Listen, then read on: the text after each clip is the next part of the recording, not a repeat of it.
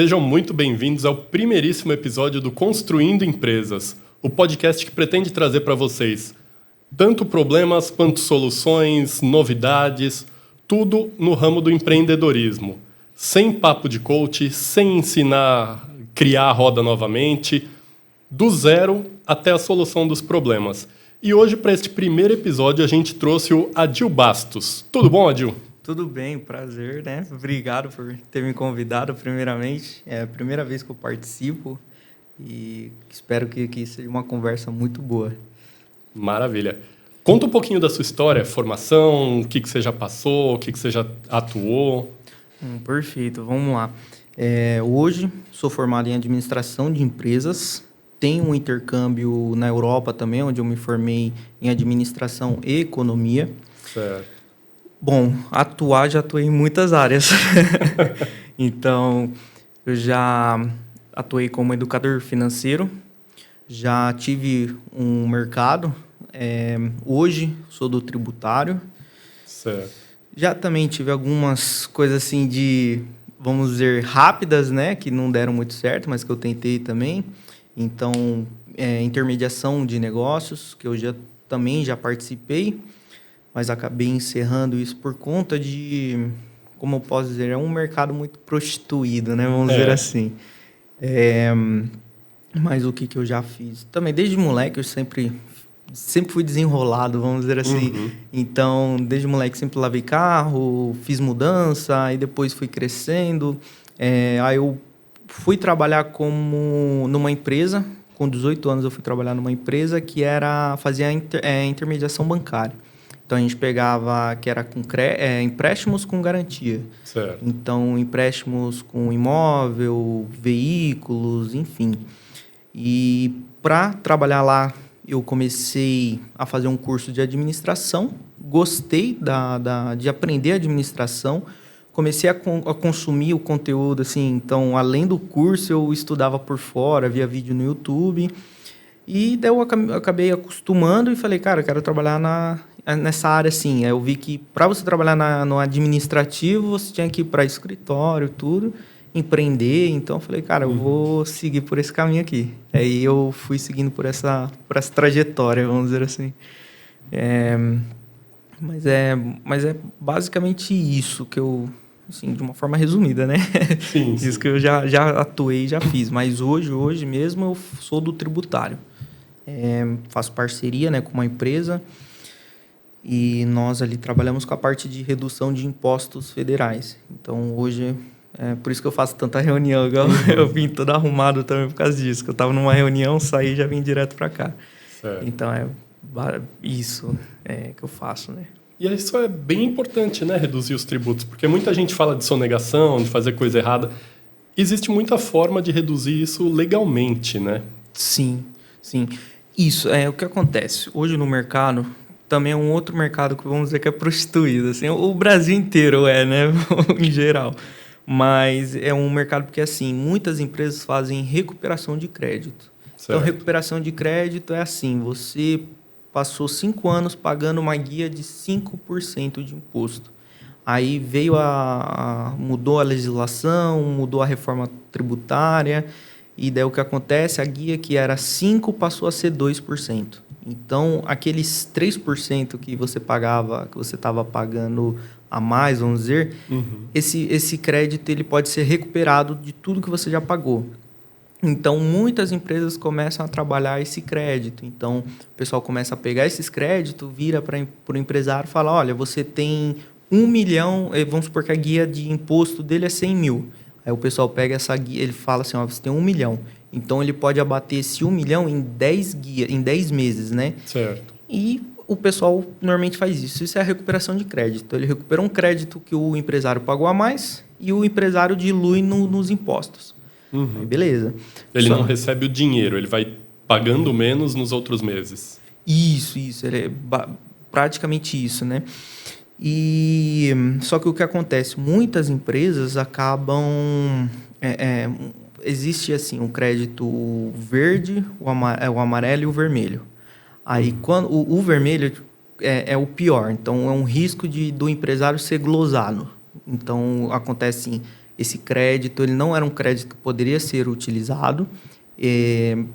O empresário utilizou e a Receita Federal questionou e multou ele por conta disso.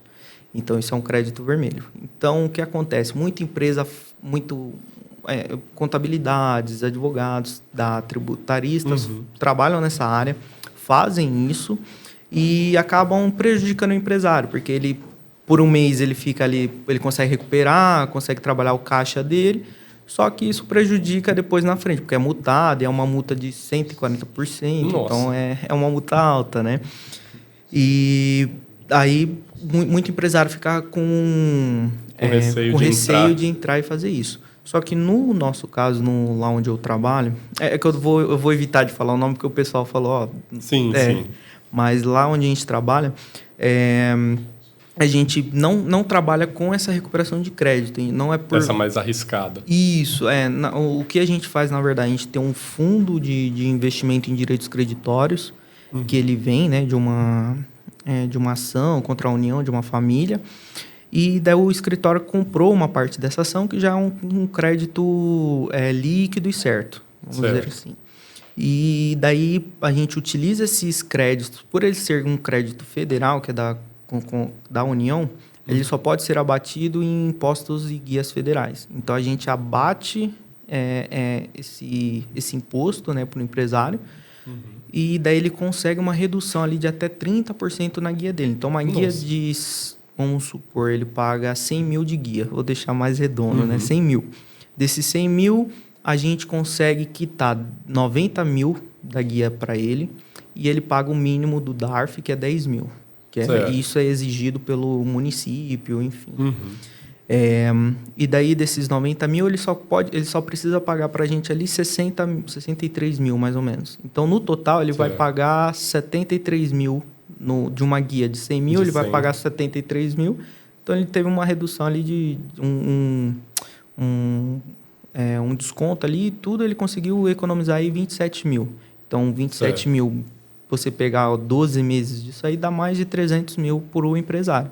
E 300 mil no bolso do empresário é muito dinheiro. Hoje no Brasil Exatamente. É um faturamento de uma empresa já. O MEI acho que é 80 mil o limite, não é? Ou 120? Eu acho que é 80 e poucos mil. Certo. 81 mil, se eu não me engano, acho que é isso aí.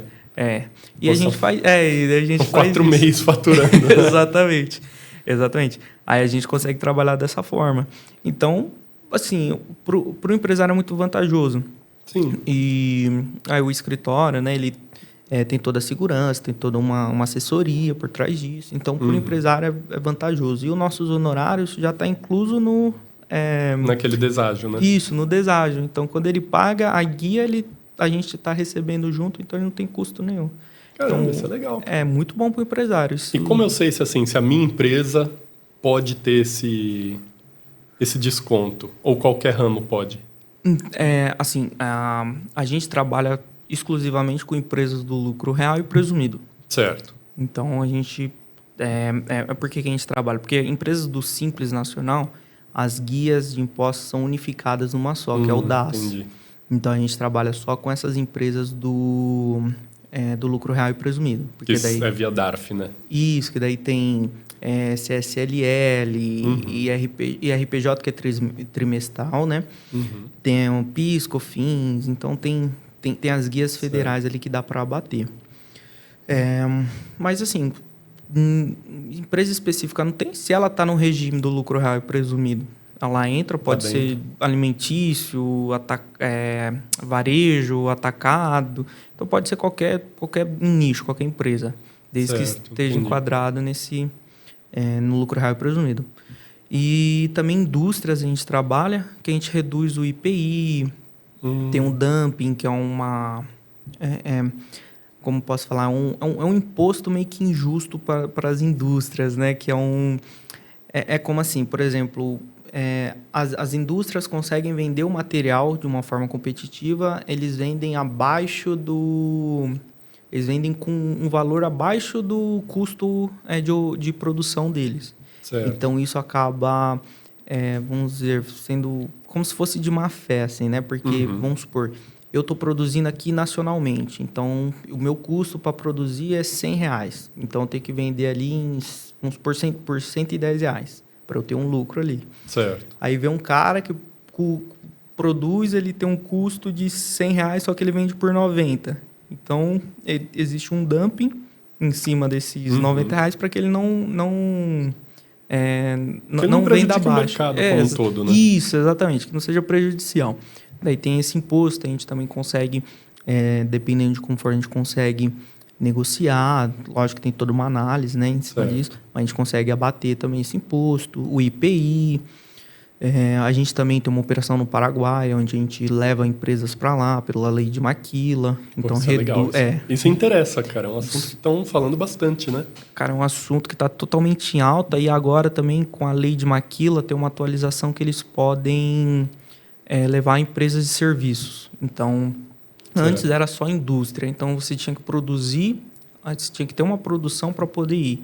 Agora, parece que está mudando algumas coisinhas. Parece que você pode levar... Se você presta um serviço, você consegue ir também. Só que não é todos os serviços. Então, tem que analisar também. Tudo é analisado, né? Tudo depende, né? Exatamente. Não tem como falar, tipo assim, dá para ir. Não, tem que analisar, tem que ver. Certo. Mas é algo que... Por isso que muita gente está fazendo fila no Paraguai para poder ir, tirar residência. Então, porque é tipo assim, o Brasil hoje, ele tira o incentivo do empresário para empreender. Então, o empresário aqui no Brasil, ele é taxado como vilão, ele é taxado como cara mau, ele é taxado como uma pessoa ruim. Aí vem um governo e coloca tributação alta, imposto. Tipo, o empresário respira, ele tem que pagar imposto. Aí isso prejudica, por exemplo, um salário. Ao invés de ele conseguir pagar 3 mil para o funcionário, ele tem que pagar 3 mil para o governo, ao invés para o funcionário. O pessoal vê ele como um vilão. E não é assim, né, que funciona. Então, às vezes, o empresário tem que ficar buscando formas de sobreviver.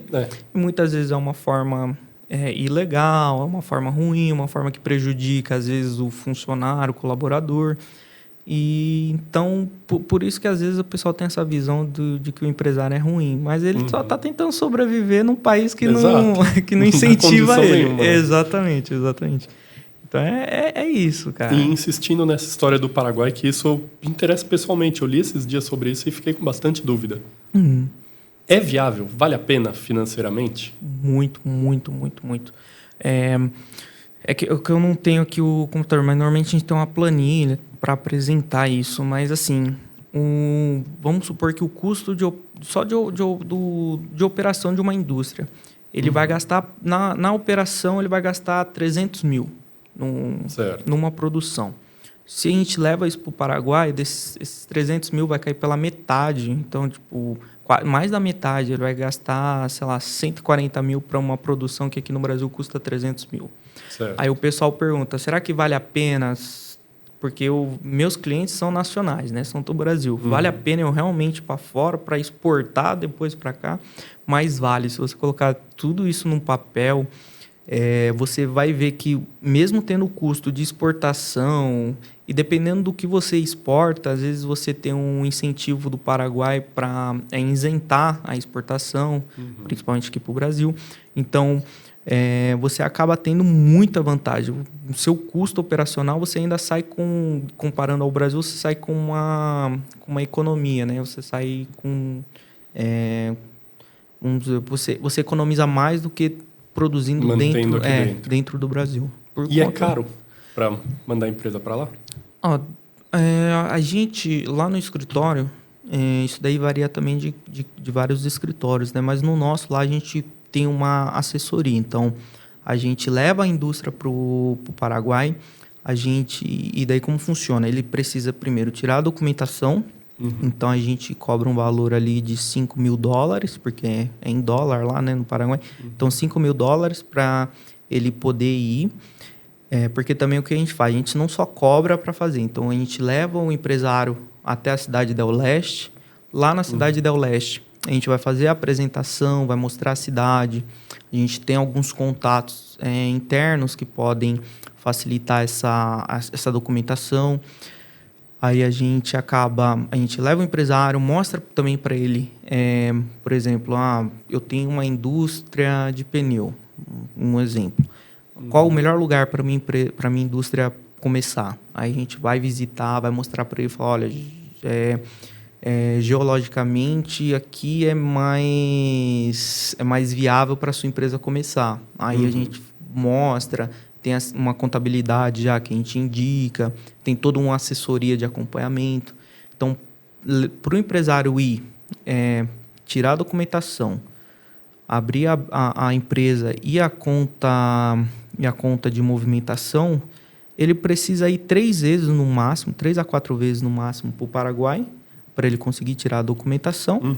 E ele vai ter esse custo aí de 5, às vezes, dependendo assim, até uns $6.000. Mas... Não chega a 10. Dependendo do que for, como for, às vezes pode ser que sim. Porque às vezes tem... às vezes tem algum problema fiscal que precisa resolver, alguma coisinha, e vai depender. Daí a consultoria fica um pouco mais cara. Mas eu acredito que assim, até $15.000 ali ele consegue tirar a documentação em até 120 dias, mais ou menos. Certo. Ele sai com a residência, né? Não com a cidadania. Sai com a residência ali. Daí depois de 2 a 3 anos no Paraguai, ele consegue dar entrada na cidadania. Então, acho que esse custo aí, mais ou menos, para fazer toda essa operação, uns $15.000, mais ou menos, que ele vai ter Estourando 15 mil. Isso, é mais ou menos isso. Pô, é viável, cara. É viável, exatamente. Para uma empresa de médio, grande porte, né? Sim, Pequena empresa não tem como, mas médio, grande porte vale a pena. Exatamente. A isenção que ele vai ter, isenção não, a redução que ele vai ter de impostos e a facilidade que está hoje de exportar para todo lugar, vale a pena. Com certeza, com certeza. Assim, o empresário tem... Tipo assim, ele vai ter o custo ali de construir uma nova empresa, né? E a gente fala que ele começa do zero. Começa do zero por quê? Porque ele vai ter um novo CNPJ, né? Uma conta bancária totalmente zerada, então ele não vai ter crédito no mercado, então ele começa do zero. Mas mesmo assim é muito mais viável do que manter no Brasil, que não tem incentivo nenhum. Pô, que coisa, né, cara? Mesmo com essas reduções que vocês conseguem, ainda vale a pena migrar para o Paraguai. Vale, muito, muito a pena, muito a pena. Sim, o Paraguai, se você olhar o Paraguai hoje, ele é o Brasil vamos colocar uns 10 anos atrás, mais ou menos. Então, um país que está se desenvolvendo. Então, eles estão abrindo a porta, eles estão dando incentivo para realmente atrair empresas, investidores, atrair também compradores, né? Então, atrair pessoas para o país começar a se desenvolver. Então, você vai hoje no Paraguai, não sei se você já foi. Não. Não? Tá. Eu até tenho curiosidade, viu? Mas nunca fui. Olha, um dia que você puder... Não é muito ruim de ir. Tipo, aqui, a gente está aqui em São Paulo. Pega pela Castelo Branco, segue até o final. Chega lá. Chega lá. Chega até Foz do Iguaçu. Lá em Foz do Iguaçu, acho que até antes você consegue já pegar a fronteira ali para ir. E, tipo assim, daí você atravessa a ponte ali, bem tranquilo, já está no Paraguai. Mas aí pega uma parte meio ruim do Paraguai, né? Essa parte meio centro de São Paulo, 25 de março aqui, não é? Você vai cair ali meio que... o pessoal fala 25 mesmo, porque vendendo o tempo todo. Golpes de rua, né? Isso daí existe em qualquer lugar. Não tem jeito, não tem como fugir. Tem uns cambistas que ficam ali trocando dólar mais barato. Já foi pra lá? Não, ainda não, mas eu sei que eu conheço porque trabalha todo dia. Exatamente. Isso, né? Então, a gente conversa. Eu tenho também alguns parceiros que já foram, então eles contam. Mas a ideia já é começar aí também, né? Então, estou tentando pegar alguns clientes. Estou criando uma carteira de clientes hoje, porque assim, é muito recente a minha vinda para o tributário. Porque assim, onde eu estou hoje, eu era um parceiro deles. Eu cheguei a indicar, acho que 1 ou 2 clientes, não sei se eles fecharam quando eu indiquei. Certo. Mas daí eu vim morar para São Paulo, que eu não era de São Paulo. Aí quando eu vim morar para São Paulo, um parceiro meu que também trabalha nessa área. Isso, na área ali com o pessoal. Ele falou, olha, tá abrindo aqui uma vaga para aquela empresa, tudo. Se você quiser ir, conversa lá com o pessoal, tá? Uma oportunidade para você para você conhecer um novo mercado, né? Porque vai te abrir muitas portas, tudo. Eu falei, vou ir, né? Vou tentar, arriscar, né? exatamente. Aí eu vim pro tributário, daí eu Certo. tô começando a conhecer esse meio, eu tô começando a conhecer a área, né, do tributário, essas oportunidades do Paraguai eu já conhecia, só que eu não sabia como era, né? Agora eu tô tendo mais contato, então Certo. é legal, vale a pena. E você falou que já empreendeu, já teve seus negócios. Como que foi? Já. Sim, vamos lá. Vou contar desde o começo, que eu acho que é mais fácil. Assim, na escola eu não era aquele cara muito nota 10, né? Mas eu sempre fui desenrolado. E aí, quando eu fiz 18 anos, eu tinha dois caminhos. Ou ia para a universidade, igual todo mundo, ou arriscava alguma coisa. Aí eu pensei em empreender. Só que antes de empreender, eu precisava entender, porque eu não sabia nada. Não sabia nem como funcionava um cartão de crédito. Então, eu falei, cara, eu preciso me atualizar. Aí eu fui aprendendo. Eu comecei a fazer os cursos de administração que eu comentei. Comecei a gostar do mercado ali, finanças e tudo mais. E daí eu comecei a aprender sobre finanças. Então, eu comecei a estudar os métodos básicos, né? 50, 30, 20, entrada e saída de receita e despesa, fluxo de caixa. Eu comecei a aprender essas coisas. E eu fui gostando, me interessei bastante. Então, comecei a ir para a área de educador financeiro. Então, daí eu trabalhei nessa empresa de crédito que eu falei, eu fiquei 1 ano e pouquinho nessa empresa. Aí eu acabei saindo, porque na pandemia eles ficaram muito, muito fracos, home office, e aí eu acabei saindo da empresa. E daí eu fiquei 3 meses ali sem trabalho, eu fui estudando aproveitei o tempo livre para estudar aí. Estava dentro de casa mesmo, né? Não tinha o que fazer. Exatamente. Falei, vou estudar essa questão. Aí eu comecei a estudar e daí eu fui trabalhar numa empresa que vende, na verdade, ainda pós-graduação para médicos. Então, eles focam ali em médico do trabalho, perícias médicas. Então, eu comecei a trabalhar, entrei na parte comercial. Então, também eu sempre fui do comercial. Então, sempre vendi. Aí, entrei no comercial, acho que eu fiquei uns 3 meses na empresa, eu passei para o financeiro. Aí, quando eu entrei no financeiro, eu comecei a entender muito mais coisas do que eu já entendia, porque eu também estava estudando. E daí eu comecei a trabalhar, além de trabalhar como CLT ali, daí eu fui para analista financeiro da empresa. Isso em 2021, mais ou menos. E antes disso, eu também comecei a faculdade. Eu comecei a faculdade em 2021. Em 2021 eu comecei a faculdade e daí logo em seguida eu já entrei nessa empresa. Certo. Aí daí eu fui para a área do financeiro. No financeiro daí eu comecei a estudar, e daí na faculdade. Como eu já tinha estudado bem antes de entrar na faculdade, já tinha estudado toda essa questão da administração, na faculdade era muito fácil para mim, porque tudo que eles passavam eu já tinha visto. Já tinha visto antes. Verdade. Exatamente. Então, a faculdade era só para pegar o diploma mesmo, porque a maioria dos conteúdos eu já sabia. E eu fui me aprofundando cada vez mais em finanças, em caixa, balanço, e gostei muito dessa área.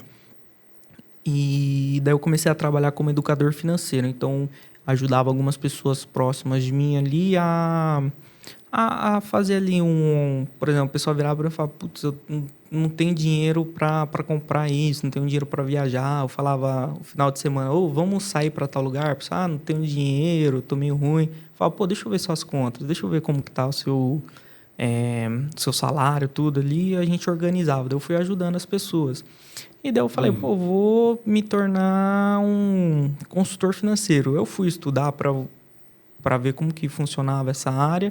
Só que para você ser era um planejador financeiro, na verdade. Para você ser um planejador financeiro, você tinha que ter uma certificação. E é uma certificação pesada, é a CFP, né? Isso, CFP, exatamente. Eu falei, putz, eu vou ter que estudar para CFP. Eu já trabalhava, estudava à noite. Aí, eu saía às 7 horas da manhã de casa, chegava às 6 horas, eu ia para a faculdade, chegava em casa umas 10 e ainda ficava estudando outras coisas. Então, eu falava, putz, não vai dar. Aí eu pesquisei e falaram assim, que eu poderia me colocar como um consultor financeiro, assim, que não... Só que daí eu não poderia indicar investimentos, porque eu não tinha nenhuma certificação. CPA 10, CPA 20, eu falei, vou manter nisso aqui.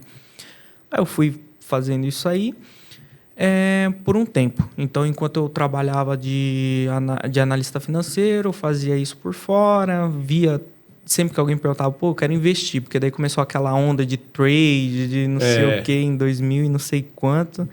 E daí o pessoal começou a falar, cara, eu quero investir. Eu falava, olha, eu não posso falar para você, investe nisso, investe naquilo, porque eu não tenho certificação. O que eu posso fazer, no máximo, é te explicar como funciona o que é cada investimento, o que é perfil de investidor, porque o pessoal não sabia nem qual era o perfil deles. Eu falei, não tem nem como vocês investir, né? Aí eu comecei a fazer isso por fora, então eu cobrava ali um valorzinho, um outro. Então, daí eu abri um MEI, comecei com o MEI, daí... Então, eu fazia as consultorias e trabalhava nisso. Daí, isso aí durou de 2021, mais ou menos, até 2020... Acho que até 2024, isso. Certo. Até 2024, que foi quando eu fui para a Europa para fazer o intercâmbio. Aí eu tive que encerrar minha MEI por conta do intercâmbio, porque eu precisei fazer... o que eu fiz? Eu juntei o dinheiro, eu fiz um acordo com a empresa. Como eu trabalhei lá 3 anos, se eu pedisse demissão para poder ir para a Europa, eu não ia ter direito a nada. Então, eu fiz um acordo com o meu chefe, meus ex-chefe, na verdade, para ele meio que me mandar embora. Aí eu devolvi um valor para ele por fora, né? Porque não era justo, né? É aquilo que toda empresa acaba fazendo. Né? Exatamente. E daí eu fui para a Europa, e daí lá eu consegui me manter com o que eu já tinha juntado. Como eu era um educador financeiro, então eu sempre cuidei muito bem das minhas finanças. Então eu consegui manter um caixa. Fui para a Europa. Lógico que também, né, meus pais me ajudaram. Aí eu fui para a Europa, daí lá fiquei 6 meses na Europa. Daí fui sobrevivendo ali com dinheiro, tudo, rendimentos que eu tinha. Quando eu voltei para o Brasil em 2025, eu falei, cara, o que eu vou fazer agora? Aí, uns 2 anos antes, eu estava pesquisando já alguns empreendimentos. E eu tinha visto aquela questão dos mercadinhos autônomos. Sei. E eu acabei adquirindo uma franquia em 2023, eu acho. Só que eu não dei sequência. Acabei não dando sequência. E daí, quando eu voltei para o Brasil, eu falei... Cara, eu ainda tenho uma franquia. Falei, vou ressuscitar esse negócio. Exatamente, eu vou dar uma animada no pessoal. Aí, quando eu voltei para cá, eu comecei a estudar tudo e falei, eu vou investir nisso. Daí eu investi, acho que 40 mil ali no mercadinho para construir, montar prateleira, geladeira, tudo. Coloquei ele para rodar lá num condomínio em Itatiba, que é onde eu morava, para ele começar a funcionar. E daí eu entendi, daí eu abri uma ME, que era porque a MEI não ia suportar. Falei, vou abrir uma ME, permite um faturamento melhorzinho ali. Né? Exatamente, principalmente para o mercado. Por mais que ele seja pequeno, ele fatura muito bem o mercadinho. E daí eu falei, eu vou colocar ele para rodar. Coloquei ele para rodar tudo. Só que daí foi aonde eu comecei a perceber que eu não tinha tanta maturidade para empreender assim. E também nesse meio tempo, eu também trabalhei como eu já trabalhava com esse consultor financeiro, eu também fui trabalhando por fora. Então, eu estava fazendo consultoria financeira, um mercado. E daí eu fiz uma parceria com uma empresa... Que eu também não sei se eu posso falar o nome, mas era uma empresa de... melhor, né? Era uma empresa de planejamento financeiro. Eles falaram, olha, você utiliza o nosso sistema aqui, você faz ali o que... a gente dá acesso aos materiais, tudo. Você faz as consultorias financeiras aqui e a gente fica com uma porcentagem. Eu falei, parece interessante. Vou tocando um aqui, um ali. Era vaga PJ. Eu falei, PJ não tem obrigação de ficar indo toda vez, era online também. E tal, bem mais tranquilo, né? Exatamente.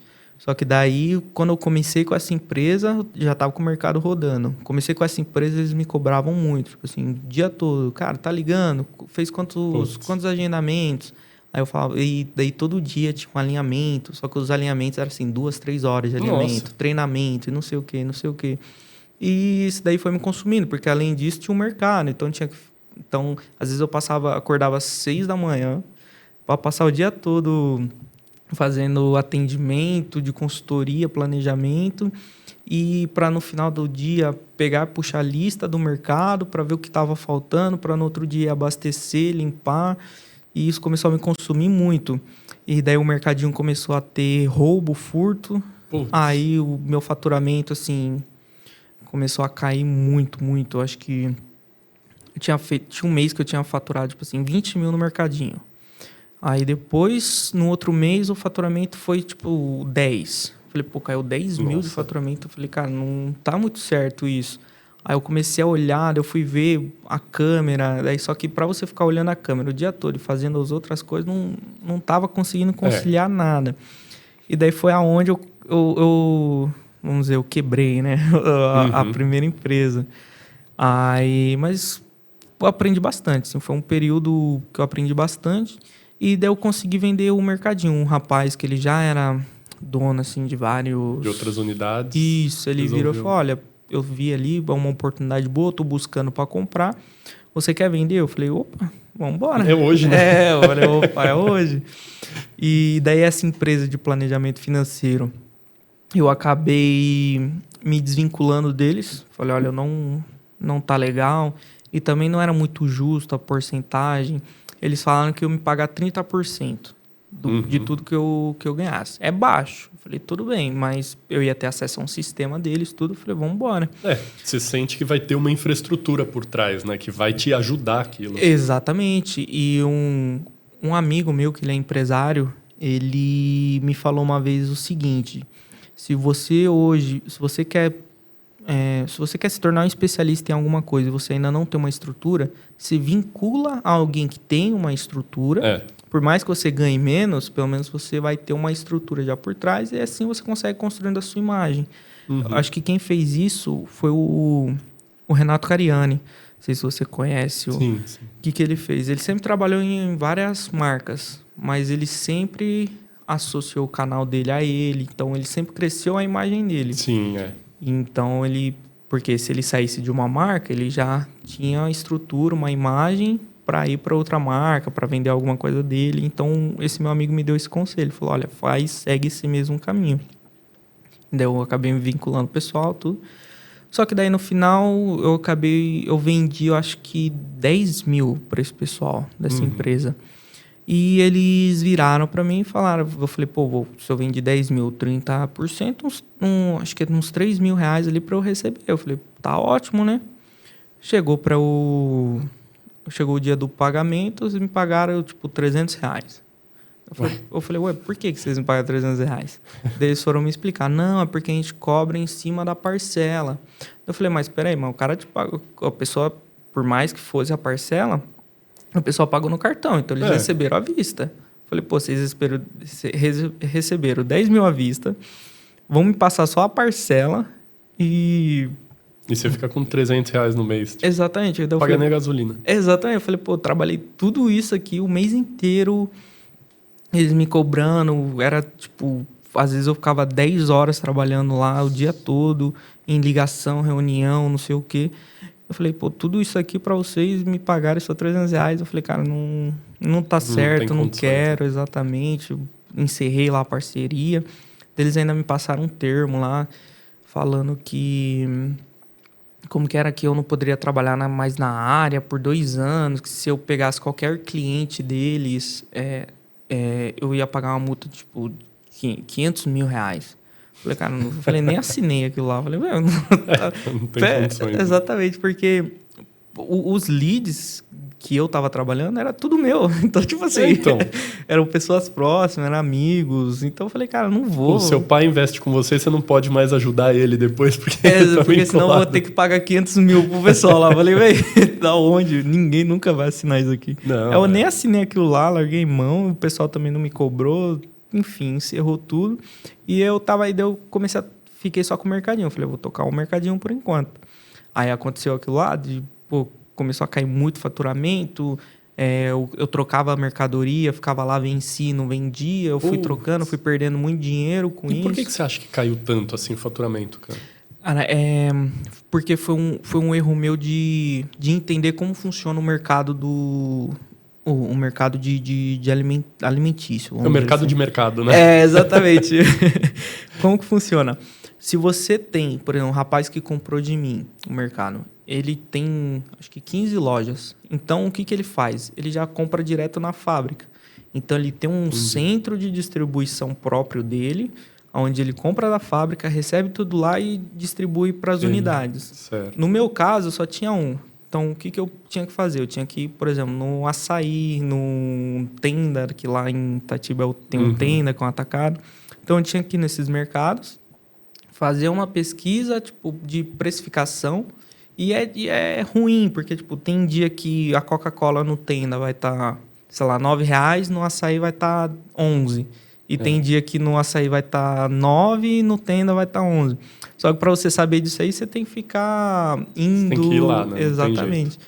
E eu também fazia outras coisas, né? Por fora do planejamento financeiro. Tava cuidando da minha avó, tava morando com ela porque eu tinha que ficar cuidando dela. Então, eu levava no médico, dava remédio, tudo. Eu falei, cara, não tô tendo tempo. Então, o que eu fiz? Eu me centralizei somente no açaí. Quando eu centralizei no açaí... os mercados eles funcionam da seguinte forma: vai ter um dia específico na semana que eles vão ter uma promoção.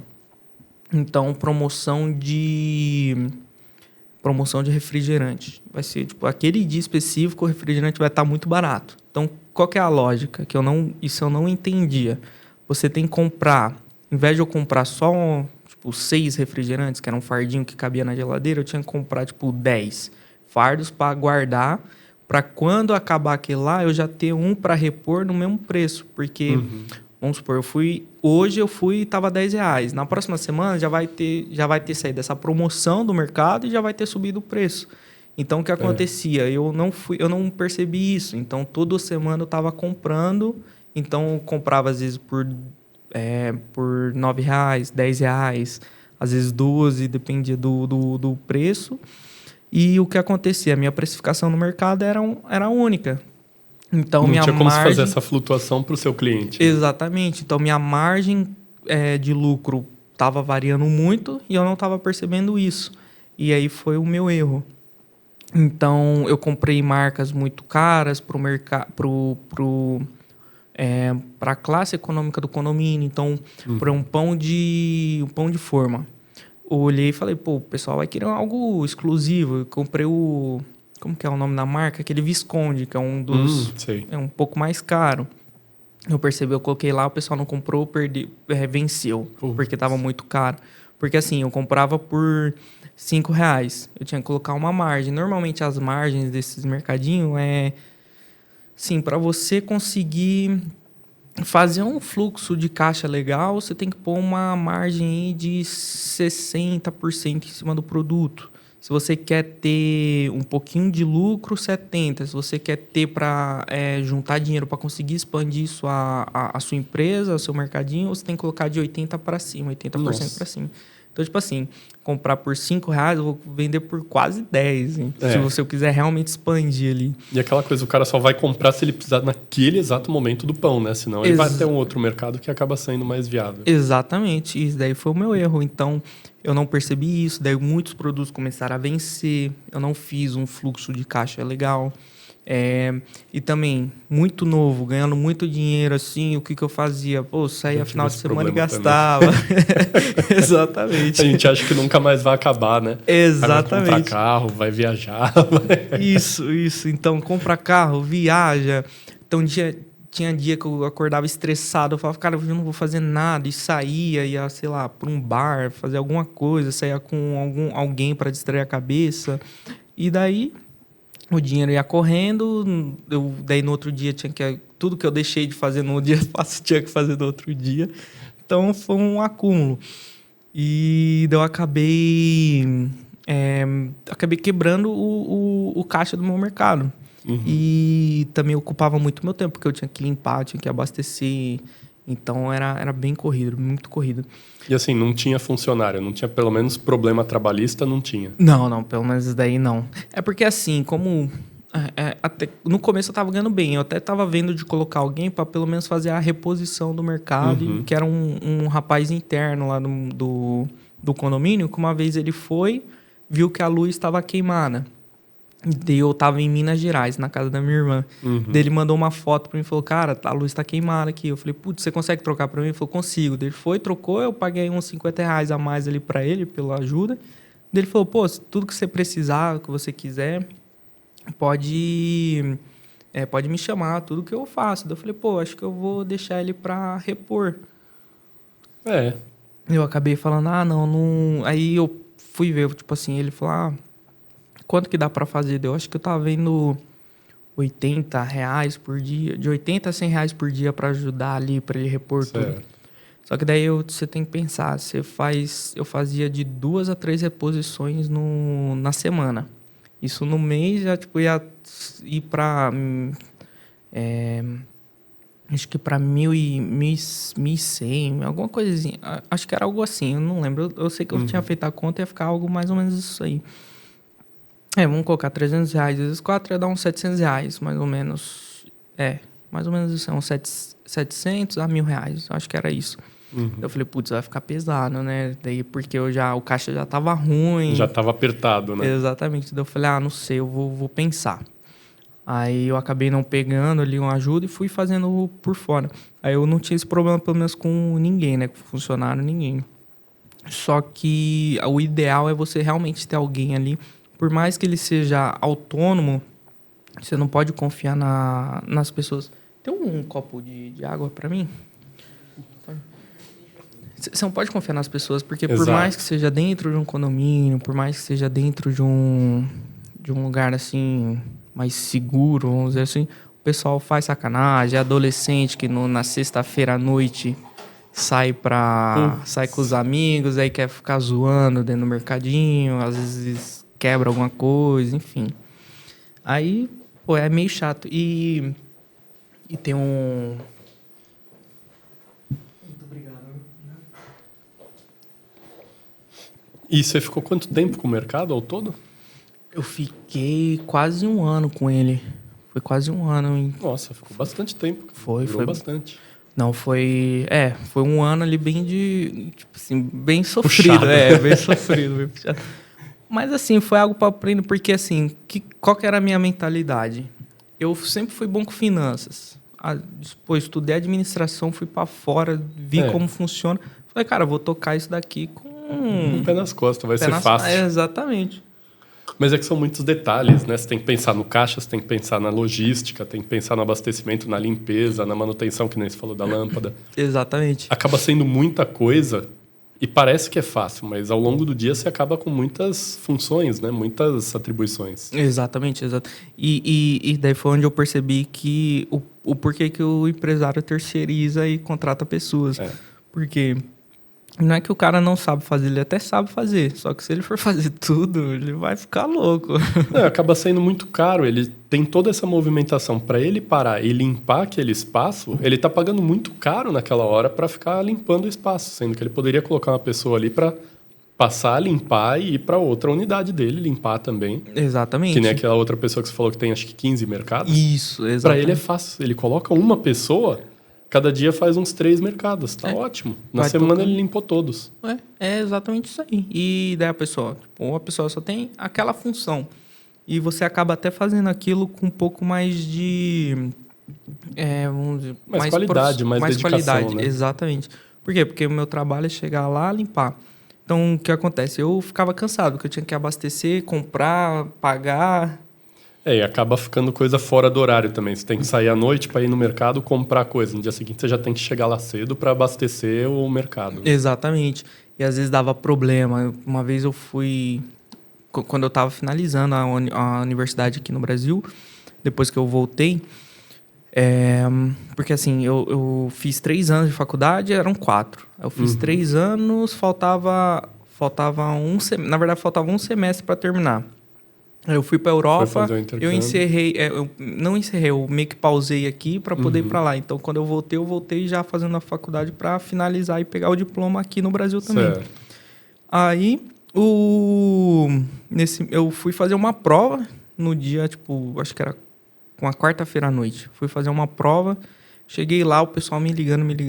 Eu falei, putz, o que tá acontecendo? Eu fui atender, um monte de gente tentando comprar, não tava passando Pix na maquininha porque não tinha sinal, não tava funcionando, acho que as luzes tinham apagados, tinha dado algum problema, assim, algum rolo, assim, acho que foi na energia. Deve ser Aí, ainda. cara, eu falei, putz, eu olhei pro professor e falei, cara, eu preciso ir lá, não tem o que fazer. Ele falou, cara, vai, depois você faz uma outra prova na N3, alguma coisa assim. Eu larguei a prova lá e tive que resolver um problema no mercado. Isso era, tipo, 8 horas da noite. Nossa. Falei, putz, cara, não é, sabe? Então era muito cansado. Pra no outro dia de manhã acordar e ir pro trabalhar, enfim, fazer as coisas que tinha que fazer, além de trabalho de faculdade. Tudo. Exato. É muita atribuição, né? Simultânea. Exatamente. E você acha que o mercado ainda vale a pena, cara? Pra quem quer uma franquia, alguma coisa, o cara que só vai viver disso, vale a pena? Assim, eu vou falar na minha visão. Eu tive uma experiência muito ruim com a franquia. Não foi... Me prometeram muita coisa e não entregaram. Eu praticamente fiz tudo sozinho, meio que, assim...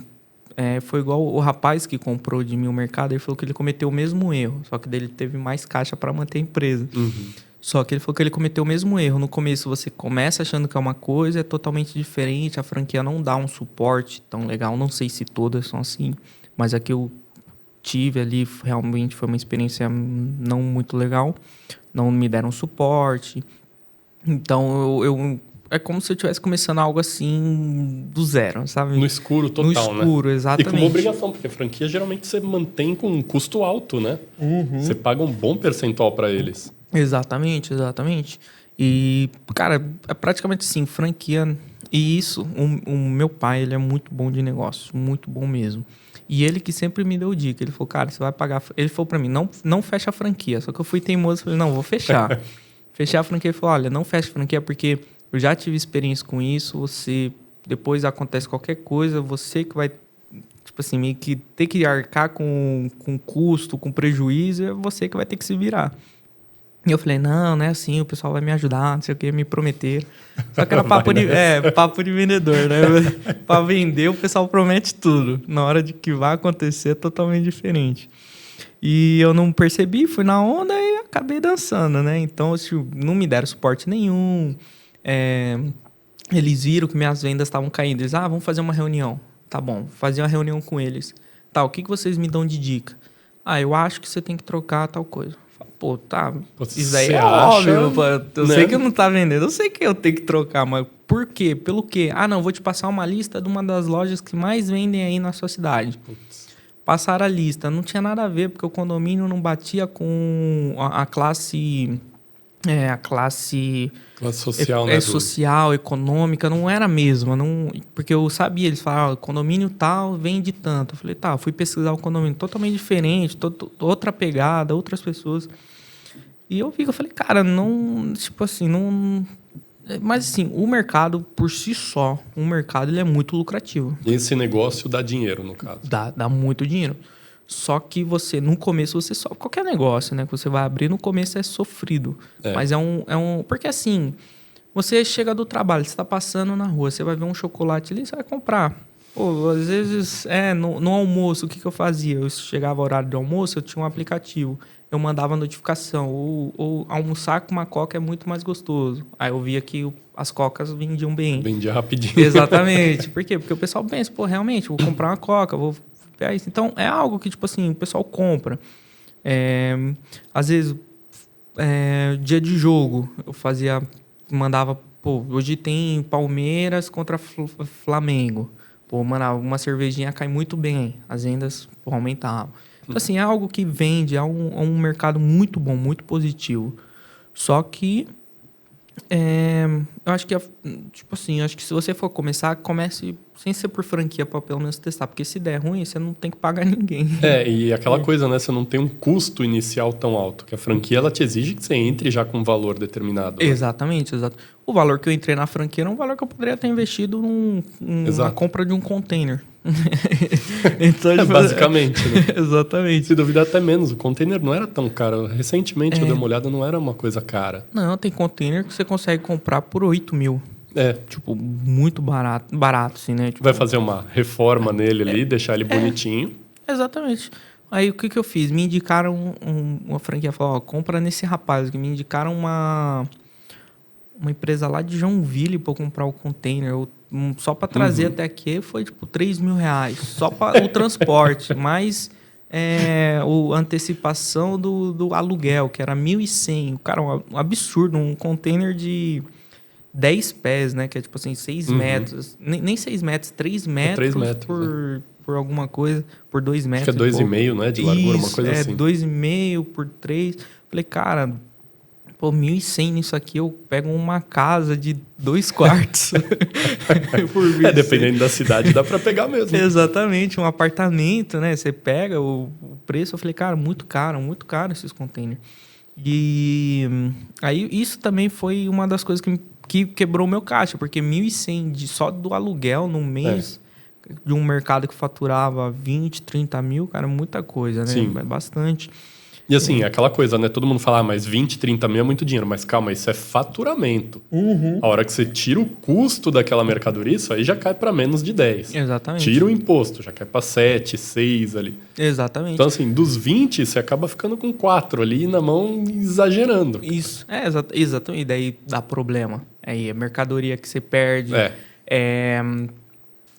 Às vezes o geladeira que dá problema. Porque eu peguei uma geladeira de um rapaz que a geladeira o tempo todo dava problema. Quebrou o motor, quebrou não sei o quê. Só o motor lá quebrou um motor. Bem no dia que eu comprei, chegou, o motor quebrou. Eu falei pro cara, só que o cara era daqui de São Paulo, eu tava lá em Itatiba. Eu falei pra ele, olha, o motor tá quebrado, não sei o quê. Cara, não sei se vai dar tempo de arrumar. Daí eu chamei um outro rapaz, que era lá da cidade, pra ir ajustar. Ele falou, cara, é R$2.000 pra consertar. Daí eu mandei pro cara, eu falei, olha, ou é 2 ou 1, ou você vem e arruma antes de eu inaugurar o mercado. Isso foi bem antes da inauguração. Nossa. Ou você vem e arruma antes de eu inaugurar, ou eu chamo o cara, ele faz o serviço, você paga o motor. Manda a fatura aí pra você. Aí o cara, não, 2.000, esse cara tá te enganando. Ele falou, eu falei, e eu conheci o cara, eu confiava no cara. Então eu sabia que era 2.000, né? Eu sei que ele não ia me enganar. E daí eu falei, olha, então vem você aqui, mano, alguém ia arrumar. Ele falou, não, vou trazer um rapaz. Aí ele mandou um rapaz lá arrumar, o rapaz arrumou, daí voltou a funcionar. Sei lá, ele trocou lá. E aí resolveu. Aí resolveu. Aí eu falei, menos mal. Só que daí dava problema, a geladeira começava a formar gelo na geladeira. Então ela parava de gelar. Aí, putz, cara, eu tinha que ir lá com um secador, ficava pra derreter o gelo. Então, tipo assim, foi... Daí o meu irmão, eu fui aprender que existe geladeira que elas são... como que é? Elas é degelo. Degelo automático, né? Que daí ele não deixa formar o gelo. Eu fui aprender sobre isso. Então, tipo assim, você só aprende as coisas quando você começa... Na prática, exatamente. E aquela coisa, é diferente da geladeira que você tem em casa, né? Que fica no mercado. Ela é outro esquema, totalmente diferente. Outra mecânica. Exatamente. É uma expositora, né? Que a gente compra. É totalmente diferente de uma geladeira convencional. Porque ela é como se fosse um freezer gigante, assim. Porque ela vai ficar -2, -3 ali para ficar uma toda hora ficar legal. abrindo e fechando. Ela tem que ter uma capacidade muito maior. Exatamente. Tem que ter um motor bom, um motor forte. E era isso. Por isso custa 2.000 para arrumar o motor. Exatamente. Então, tipo assim, os equipamentos são caros, material de limpeza, porque tinha que limpar todas as estantes, não podia deixar formar pó, detetizador para não vir bicho dentro do mercado. Então tinha que chamar a cada 3 meses. Ar-condicionado, porque tinha que ficar com o ar ligado, porque se você deixar desligado, o container é muito quente. E o chocolate não vai sobrar nada. Exatamente. O chocolate ia virar água. Então tinha que ter manutenção do ar-condicionado. E então, quando você vai pôr na ponta do lápis, é muita coisinha, muita coisinha. E às vezes sei lá, alguém... Daí tem uns furtos, que é o que mais prejudica, é furto. Dentro do condomínio ainda o pessoal furta. Ah, tá Furta. brincando. Eu juro pra você. Você parece que não, mas... Com câmera, dentro do condomínio, que fica fácil de você saber quem foi, né? E ainda roubam. E ainda roubam. O que acontece? O que o pessoal faz? Eles acham que a gente é bobo também, né? Eles pegam uma picanha. Pega a picanha, põe do lado da maquininha, pega um chocolate. Aí vai lá, passa o chocolate, paga, pega a picanha e o chocolate vai embora. E acho que a gente não vai ver o cara fazendo isso. Aí você fala, pô, aí vai adolescente, aí tipo, vai 3 adolescentes. Um fica na porta da geladeira, os outros 2 em volta. Tipo, é óbvio que os caras tá roubando alguma coisa. E eles acham que a gente é bobo. Daí você olha, daí você fala pra síndica, olha, pô, os caras tá roubando, ó, tá acontecendo isso, não sei o que. Daí a síndica tenta localizar.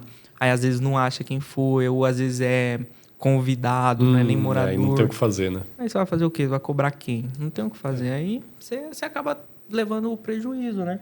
E era muito grande essa perda com furto e roubo e tal. Roubo não, né? Mais furto mesmo, porque ninguém vai assaltar lá dentro. Não, o pessoal assim...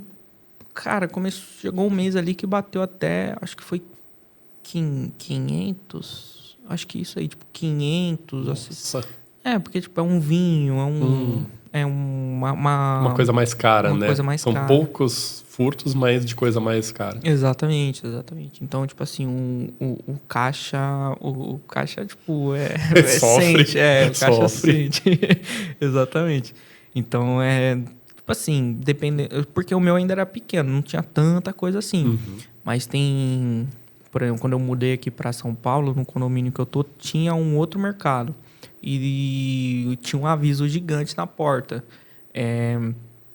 Os roubos... Não, os furtos começarão a ser levados à delegacia porque já ultrapassou 10 mil de rombo no caixa. Então, tipo assim... Só que, tipo assim, era um container 3 vezes maior do que eu tinha. Várias geladeiras, prateleiras. Então, até carne. Tinha lá picanha, as coisas. Então, tipo assim... Coisas gigantescas, né? Um mercadinho maior. Quanto maior, mais coisa o pessoal rouba, mais prejuízo você tem, vamos dizer assim. Então... Pô, mas eu acho impressionante, cara. Você vai roubar dentro do seu condomínio. Qualquer coisa ali que alguém comentar, todos os seus vizinhos vão te olhar ali todo dia como o cara que furta o mercadinho, cara. É impressionante. Só que o pessoal acha bonito, não sei. Tipo, porque, cara... Qualquer pessoa que tem mercadinho pode conversar com eles e vão falar, cara, existe, não tem o que fazer, as pessoas fazem, não estão nem aí.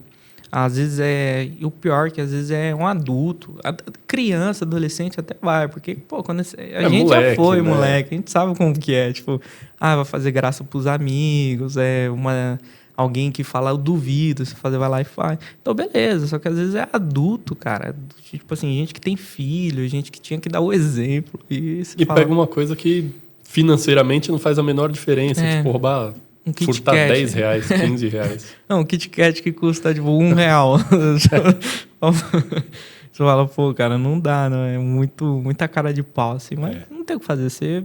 Aí, às vezes, você manda uma multa ali pro cara, sabe? Tipo, vou cobrar... sei lá, você coloca uma multa um pouco mais alta para a pessoa não fazer, mas vai lá e faz do mesmo jeito. Só vai fazer o quê, né? E você não chegava a fazer ocorrência disso, registrar o furto, nada? Não, porque foi o meu pai falou, que eu falei, pô, meu pai sempre foi muito visionário. Falou, cara, não compensa você estressar o seu consumidor por causa de um chocolate de R$1. Então, tipo assim, às vezes é melhor tomar o prejuízo e ficar ali na miúda, mas deixar o pessoal ainda comprando tudo, do que o cara, às vezes uma criança, ela pega um chocolate sem maldade, às vezes só viu, pegou, a mãe não estava perto, pegou o chocolate e foi embora, e o cara vai lá e, tipo, você vai lá e vai notificar a pessoa, falar, tipo, R$400 porque a criança pegou um chocolate. Aí também, o que acontece? Vai acabar... Desgasta a imagem, né? O risco de imagem é muito maior do que o prejuízo do furto. Exatamente. Então, o pessoal, o que você faz? Você estressa o seu consumidor, você estressa o público, porque você não vai vender para quem para outras pessoas. Você vai vender para quem está ali dentro daquele condomínio. Então, se você estressar o pessoal que está dentro daquele condomínio, pode ser que eles nem comprem mais lá. Fiquem com raiva e falar, eu não vou gastar R$1 nisso daí. Mesmo que eu queira, eu não vou. E isso acaba prejudicando suas vendas, igual você falou, a sua imagem, a imagem do condomínio. Então, eu falei, vou relevar algumas coisas, mas o que for muito na caruda, assim, também... Se fosse uma pessoa que furtasse todo santo dia, aí não tinha o que fazer, né? Exatamente. Mas esporádico acaba deixando. Exatamente. Uma vez eu vi uma moça, só que ela não furtou. Na verdade, mandaram uma mensagem assim, no domingo, acho que era Dia das Mães, acho que era o Dia das Mães ou dos Pais. Mandaram uma mensagem assim, tem uma cerveja aberta dentro da geladeira ou na estante. Falei, pô, cara, será que alguém entrou, abriu a cerveja, tomou e saiu? Eu fui ver, eu fiquei puxando os vídeos, que tipo assim, eu abasteci na sexta. Então, da sexta, acho que das 4 horas pra frente, eu não tava lá. Então, eu falei, vou puxar, porque até o momento que eu tava lá, não tinha nada. Então, da sexta-feira, eu fiquei vendo os vídeos. Sexta, tipo, 4, 5, 6, vou assistindo os vídeos pra ver se achava alguma coisa. Aí eu fui ver, o vídeo era a pessoa entrou no domingo. Olha você vê, tipo, assisti, o tempão que eu perdi. 2 dias de vídeo. Exatamente, eu olhando para ver que a pessoa entrou no domingo. Só que ela entrou com a cerveja que ela tava na mão, colocou assim, acho que ela colocou na estante, comprou alguma coisa lá e saiu e esqueceu a cerveja. Então, tipo assim, o tempão que eu perdi num domingo, dia dos pais. Fiquei olhando lá o vídeo, eu falei, nossa, cara, olha o prejuízo. Então eu falei, não... Esse tempo que você está gastando custa, né? A sua hora de descanso, a sua hora de trabalho. Uma coisa que você podia ter ido lá, abastecer o mercadinho, mas está lá, vendo o que aconteceu com a cerveja. Exatamente. E isso prejudica, né? Porque, pô, às vezes a pessoa podia ter essa consciência também, sabe? Pô, o cara já tá vindo aqui no mercado, não cobra nada da gente, a gente cobrar assim que eu falo, não tem um custo pro condomínio, né? Então eles não pagam mais nada na mensalidade, não pagam absolutamente nada a mais. É uma facilidade a mais para o trabalho, para a vida da pessoa, né? Porque ela não tem que sair e ir até o supermercado. Pô, você não vai pegar uma fila, você não vai perder ali o dia inteiro indo até o mercado, voltando até o mercado, até sua casa. Exatamente. No condomínio que eu tinha, o mercado mais próximo era 10 minutos de carro. Aí você pensa, o cara vai tomar uma cerveja, bebe, sei lá, ele bebe um fardinho na casa dele, que ele já tinha. Aí não tem um mercadinho dentro do condomínio. O cara tem que pegar o carro já alcoolizado, ir até o mercado, que é 10 minutos de carro, pode ter polícia, obrigado. Pode ter polícia, pode bater o carro, pode atropelar alguém, enfim. Aí o cara vai correr todo esse risco para comprar um fardinho de cerveja para voltar. Não vale a pena. Então não vale a pena. Às vezes vai no mercadinho, compra no mercadinho, pô, tá ótimo, perfeito. O legal eu insisto nesse assunto do mercadinho porque isso é prático, cara. Às vezes você começa a fazer alguma comida, você olha e fala, putz, esqueci de comprar, sei lá, um macarrão. Você sabe que você só vai descer ali, vai pegar em 5 minutos, você já tá dentro de casa de novo. Exatamente. Isso daí é até importante você comentar, porque isso daí também foi um dos meus erros que eu pensei. Eu comecei a comprar as coisas pensando que a pessoa ia fazer uma compra. Então, eu comprei muita coisa, vamos dizer, desnecessária. E isso daí, porque o que acontece? Quando você abre, você põe coisas que coisas, tipo assim, que a pessoa vai comprar ali numa necessidade. Então, um macarrão, um molho, tempero, depende muito. Mas aí um miojo, por exemplo, a pessoa tá com preguiça, vai lá, desce, pega um miojo e vai embora. Então, uma carne, às vezes, tipo, vou fazer um churrasco, compro uma carne, um carvão ali que esqueceu o carvão, compro o carvão. Então, coisas esporádicas. E o meu problema foi que eu coloquei, tipo assim, azeite. Ninguém ia comprar. Azeite já é um absurdo no mercado. Eu vendia... Na hora que você põe a sua margem e tudo, né? Pô, ficava, tipo assim, no mercado já é caro. Lá eu colocava, ficava 3 vezes mais caro. Então, desde o primeiro dia que eu inaugurei até o último dia que eu vendi, o azeite ficou lá parado, empoeirado. Não vendia. Não saía por nada. E eu fazia desconto, colocava lá desconto no azeite, só hoje, para ver se alguém ia. Ninguém ia, ninguém comprava. Ficou lá. Então, esse foi meu erro, comprar Danone. O meu irmão falou, não, compra Danone de 1 litro. Eu comprava uns pequenininhos, porque a pessoa vai lá com o filho, pega um pequenininho, pô. Não, compra de 1 litro que vai dar certo. Comprei.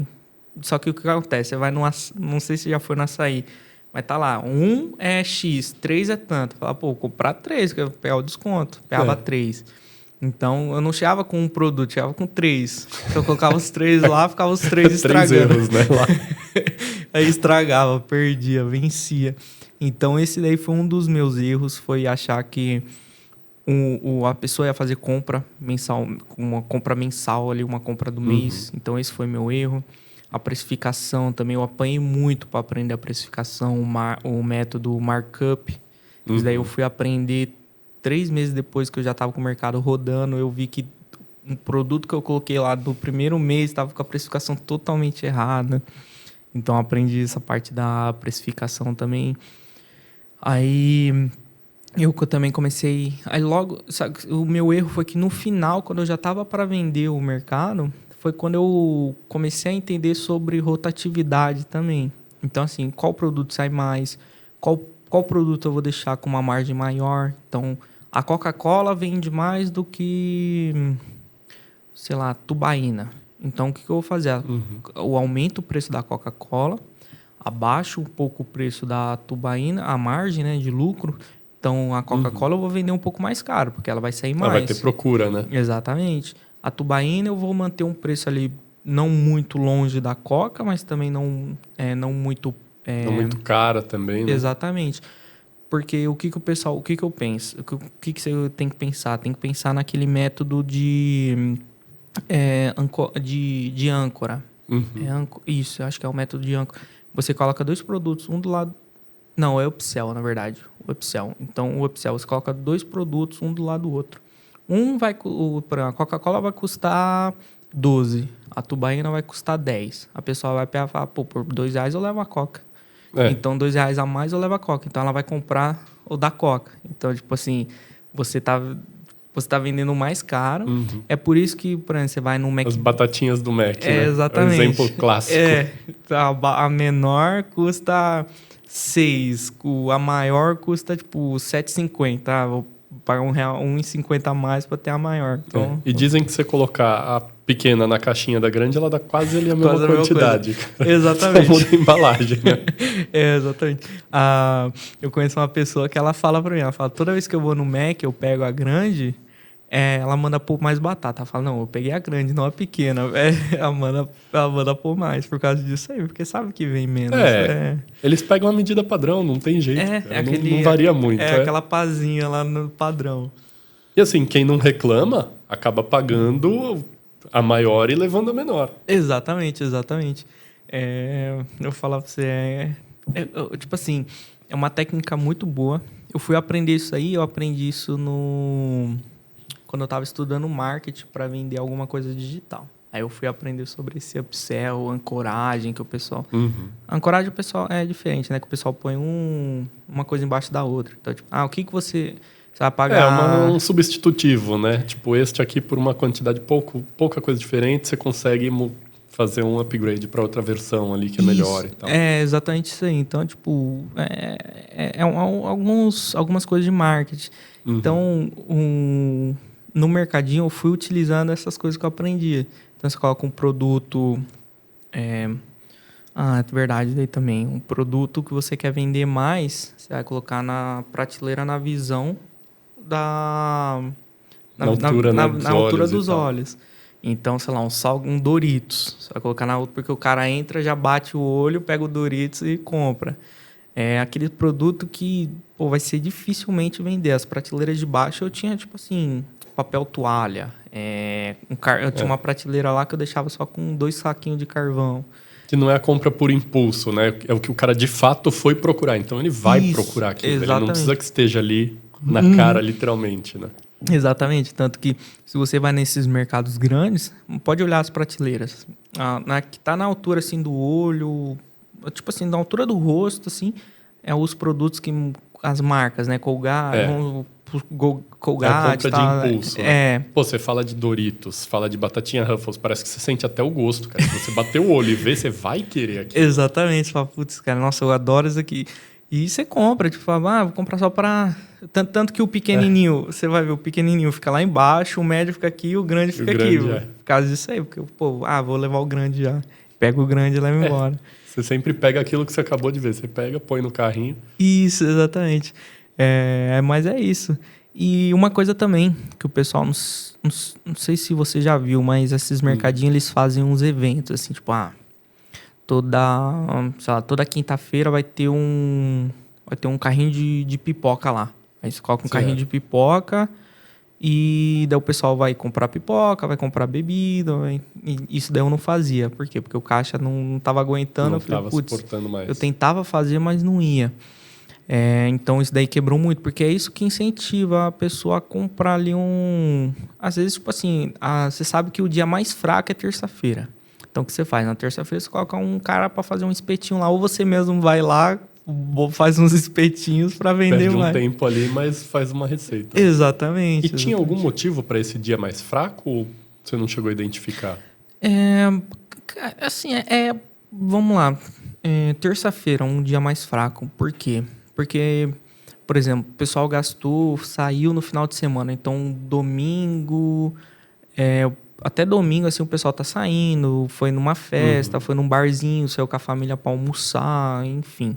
Então, no final de semana, as pessoas gastam uma quantidade relativamente alta pro lazer. Certo. Aí, na segunda-feira, eles estão meio de molho, assim, tipo, às vezes até ainda pega alguma coisinha, porque, sei lá, às vezes tá com preguiça, na segunda-feira, porque todo mundo fala, né? Segunda-feira é o dia preguiçoso. Então, na segunda, o cara vai lá... compra alguma coisinha ainda para fazer. Mas na terça ele já tá meio que voltando a semana.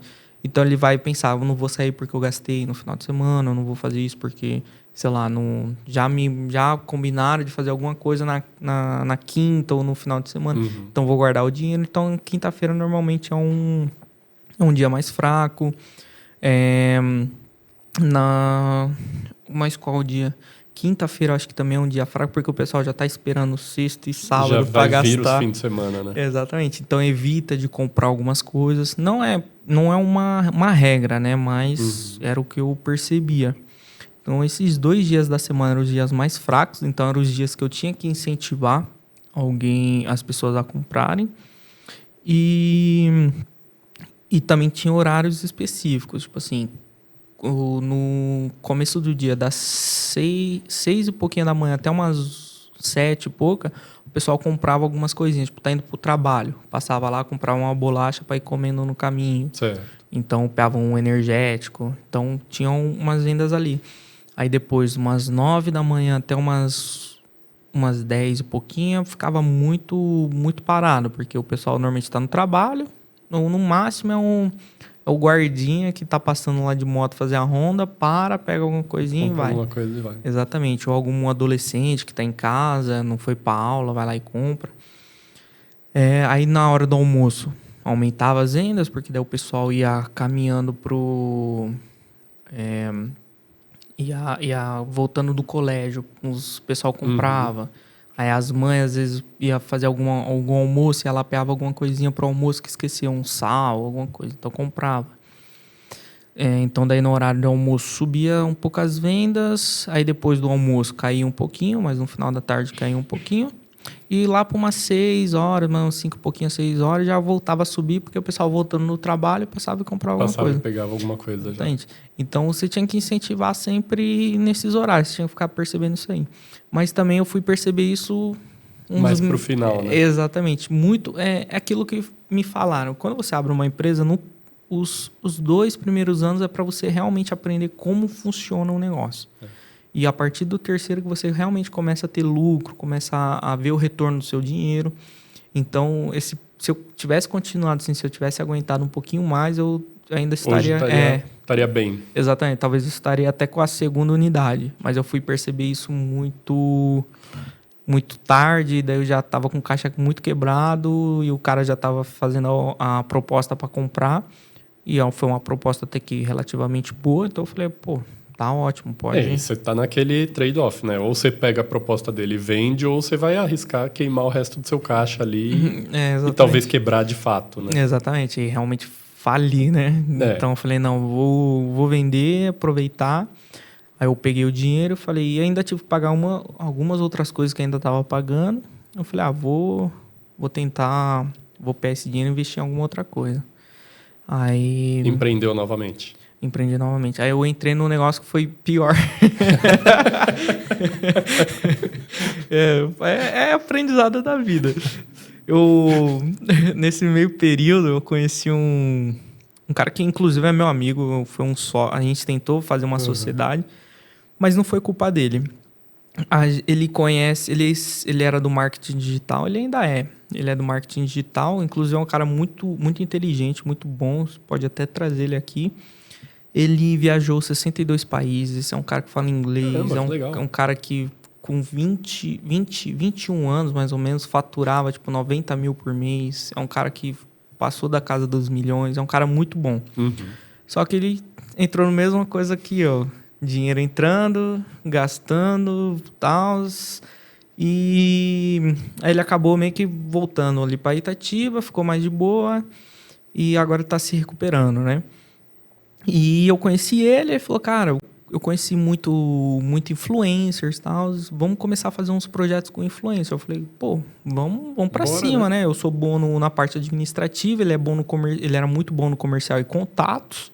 Falei, eu também tinha alguns contatos. Eu falei, cara, vamos juntar isso aí e abrir uma empresa. Aí a gente foi assessorar um cara. Isso em janeiro. Eu vendi um mercado em dezembro. Em janeiro, finalzinho de janeiro, eu fui para o Rio de Janeiro acompanhar um influencer. Ele faz conteúdo adulto. Só que o nosso intuito era tirar ele desse conteúdo adulto e trazer um lifestyle dele. Então, mostrar como que é ele os rolês que ele fazia. Faz no dia a dia. Exatamente, como é o dia a dia do cara, porque ele faz academia, é um cara que conhece muita gente, então nunca fica em casa. Então, tem um estilo de vida muito legal, tipo, sim, uma vida agitada.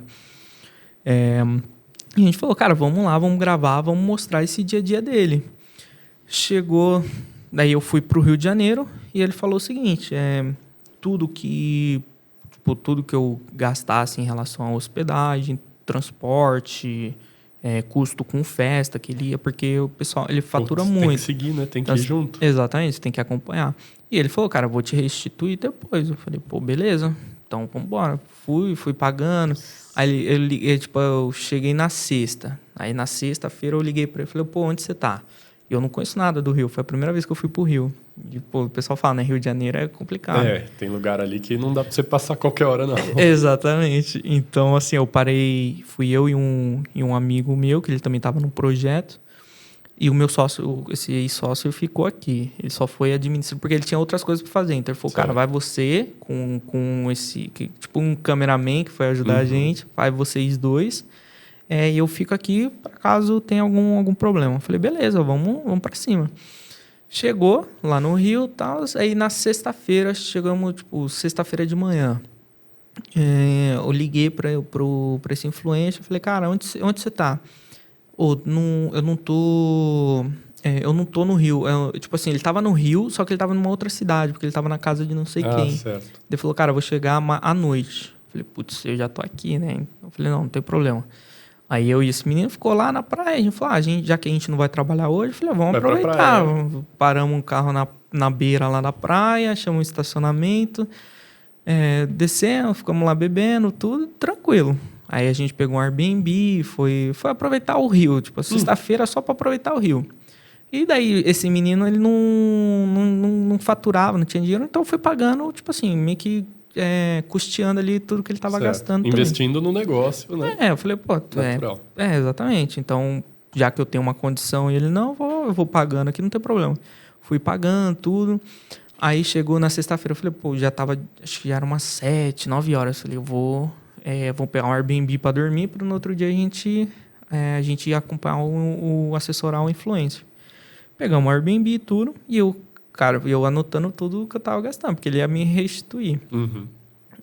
E daí no sábado também, mesma coisa. Acordou, falou, olha, onde a gente vai? Me encontra Copacabana, tal horário. A gente ia pra Copacabana, o cara não chegava no horário, ficava 3 horas para chegar. E era isso aí o tempo todo. Aí ele chegava, a gente fazia uma live, e dele falava, eu vou na casa de tal pessoa, já volto. Ele ia na casa de tal pessoa, a gente ficava lá meio que... lá no fim da tarde, né? Exatamente, a gente ficava à deriva. E isso daí tem custo, porque paulista, no Rio, perdido, assim, os caras metem a faca. Qualquer cadeirinha lá era R$100 pra sentar na cadeira. Eu falava, não, cara. Aí eu ainda negociava, né? Eu falava, não vou pagar R$100 pra sentar numa cadeira de praia. Eu falava, vamos negociar, tudo, beleza. Aí, foi isso aí o final de semana todo. Aí, no domingo, ele falou, olha, eu vou na casa da Elisa Sanches. Eu falei, pô, vamos embora, vamos junto, tal. A gente foi, conheceu ela. Aí, a gente saiu para um rolê e na segunda-feira a gente ia voltar. Aí, no domingo, a gente foi, conheceu ela e ele, na hora ele combinou, falou, olha, a gente vai no rolê com a Elisa Sanches, tudo, a gente gravando, fazendo as lives. Ele falou, olha, eu vou ter que ir para casa rapidinho e vocês ficam aí com a Elisa. Eu falei, tá. Fechou, combinado. Já faz um pouquinho lá de vídeo com ela e tal, já garante alguma coisa ali. Exatamente, fica lá e tal. Eu falei, beleza, combinado. E ele falou que ia fazer, tipo assim, trocar de roupa, alguma coisa assim. Aí depois a gente descobriu que ele foi para um outro rolê e deixou a gente lá com a Elisa Sanches e os amigos dela. Eu falei, cara... tá valendo, tá todo mundo lá, já grava os vídeos com ele. Exatamente. Eu falei, não, já que ele vai fazer o rolê dele, a gente vai pro nosso também. Então, a gente foi... A Elisa Sanches chamou a gente para ir para uma festa, que até a gente foi. E nisso, a gente ficou... E só que ele tinha combinado de voltar com a gente. E no sábado também, isso é verdade. No sábado, ele pediu pra gente alugar um carro para ele. Eu falei, pô, alugar um carro e tal. Eu tô com o meu carro aqui, não tem porquê. Ele, não, que eu quero um carro, não sei o quê. Eu falei, tá bom, ele vai pagar. Peguei o carro. Daí, ele tinha que devolver no domingo até 2h da tarde. Não devolveu, sumiu com o carro, não devolveu. E eu cobrando ele, pô, tem que devolver o carro, tal, vai cobrar multa, não sei o quê, tem que devolver, não sei o quê. Não devolveu o carro, saiu no rolê lá com a menina, sumiu. Eu também falei, ele que vai pagar, eu já cobrei. Vida que segue, né? Eu falei, vida que segue, vamos. Acho que era domingo, aí já era 3, 4 horas da manhã. Não, já era 5 horas da manhã, ele me liga. Vamos voltar para São Paulo. Eu falei, cara, onde você tá? Eu nem sei onde você tá. Tipo assim, a gente tá aqui com a Elisa Sanches. Tem um carro para devolver ainda. Tem um carro para devolver, já, tipo assim, é domingo. Na verdade, era segunda, 5 da manhã. Eu falei, cara, a gente... Da luz, você precisa vir encontrar a gente pra gente se juntar, deixar o carro aqui, depois pedir pra alguém devolver. Ele, não. Daí ele achou ruim com a gente, brigou, não sei o quê, pegou o carro e foi embora pra São Paulo. Com o carro alugado. Com o carro alugado. E daí eu e o menino ficou lá porque a gente tava com ele. E daí o que a gente fez? Eu sou um cara muito, assim, visionário. Então eu falei, pô, a Elisa Sanches, eu vou ficar com contato com ela, porque pode ser uma oportunidade de fechar algum negócio. Sem dúvida, Exatamente. Aí eu fiquei com ela, tal. Eu falei que ia levar ela embora da festa com os amigos dela. Eu falei, eu vou levar embora, eu não vou deixar a menina aqui sozinha e ir embora. Isso não era um problema, né? Porque ela conhece todo mundo. Então, tipo assim, ela ia voltar pra casa de qualquer jeito. Ia dar um jeito, só que você faz uma amizade com a pessoa, você fala, principalmente para negócios, né? Aí você fala, pô, não vou vacilar. E o cara já tava vacilando com a gente o final de semana todo. Eu já tava meio bravo, assim, com ele.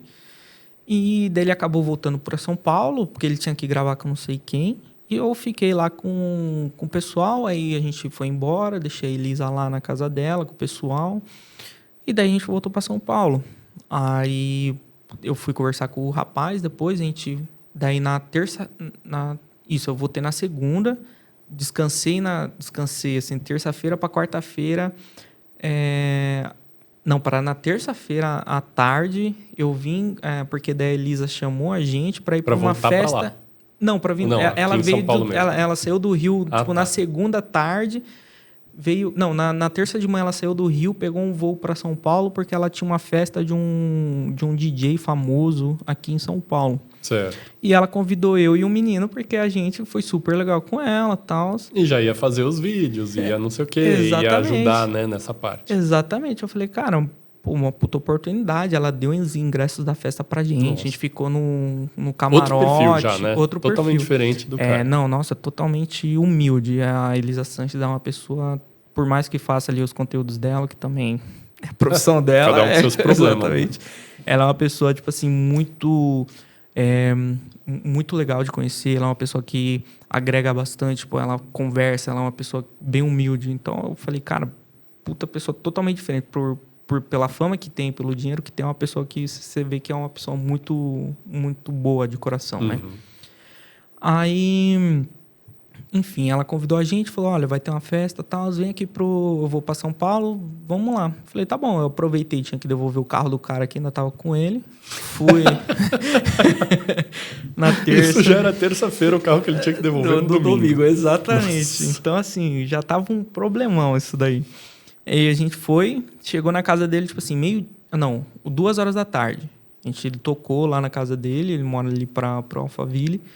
Falei, olha, tem que devolver o carro, desce aí rapidinho. Ele, não, tô gravando aqui, já desço. Falei, tá bom, 10 minutos. Passou mais de uma hora da gente esperando ele na recepção lá, tipo, nem pra mandar a gente subir. Aí eu falei, pô, tá cara difícil, né? Aí eu falei, tá bom. Daí ele devolveu o carro. Na hora que ele devolveu o carro, tava um cheiro insuportável. Eu não sei o que ele fez no carro. Não sei se ele entrou molhado, deixou roupa molhada, se derrubou. Eu sei que ficou um cheiro muito forte dentro do carro. Ia ter que mandar lavar o carro. Cara, a gente teve que pagar uma taxa de limpeza lá. Eu falei, cara, esse cara vai pagar. Ainda tive que devolver com o tanque cheio. Eu ainda gastei com Foi o tanque. até o Rio de Janeiro, encheu o tanque para devolver o carro. Não, na verdade eu devolvi em São Paulo. Eu conversei na Localiza certo. e eles falaram, não, vocês conseguem devolver em São Paulo. Então, que tinha uma Localiza ali perto do Alphaville. Né? Eu falei, pô, maravilha. Só que daí eu tive que passar, abasteci o meu, abasteci o dele.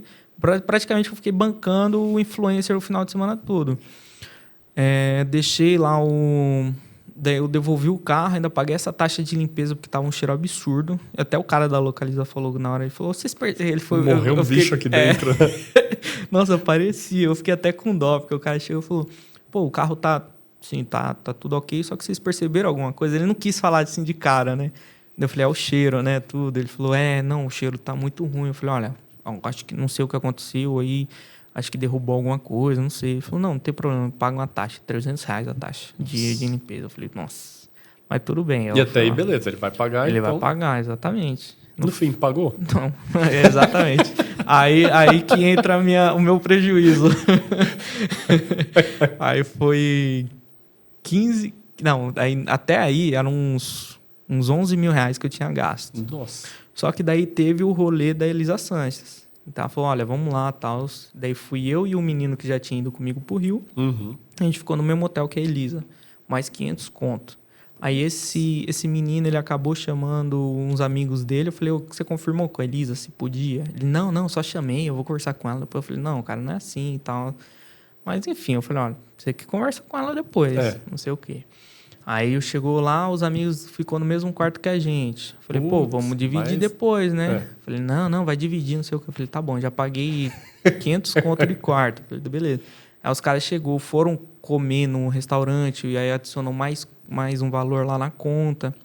E eu falei, pô, vai dividir, eu não vou pagar isso aí, não sei o que, né? Beleza. Aí a gente foi pra festa com a Elisa Sanches. Aí no camarote, chegou lá, eu falei, olha... Eu já tinha falado pro menino, olha, eu perdi um dinheirão com aquele cara, então dá uma segurada, não sei o que. Chegou lá, o cara pediu 2 combos, um de uísque, um de não sei o que. Eu falei, cara, você vai pagar? Tudo na minha conta. Eu falei, olha, você vai... E ele falou que ia me ajudar a pagar. Não, eu vou ajudar você a pagar, não sei o que. Eu falei, beleza. Aí também a Elisa, ela pegou umas coisinhas que ela queria. Eu falei, pô, a Elisa, eu falei, da Elisa eu pago tranquilo, porque eu quero fazer negócio com ela. Trabalho, então, tipo, é totalmente diferente. Agora você tá lá fechando, tipo, uma cobertura, do evento. Exatamente. Eu falei, agora o seu, cara, eu não tipo assim, vai dividir, tem um custo do hotel, tudo. Não, fica tranquilo, não sei o quê. Eu falei, beleza. Eu falei, vamos embora, né? Enfim, a conta da noite da Elisa Sanches deu R$2.000. Aqueles combos, aquelas coisas. E eu falei, pô, não vou deixar ela pagar, né? Eu fui lá, paguei e tal, não sei o quê. Aí depois voltei.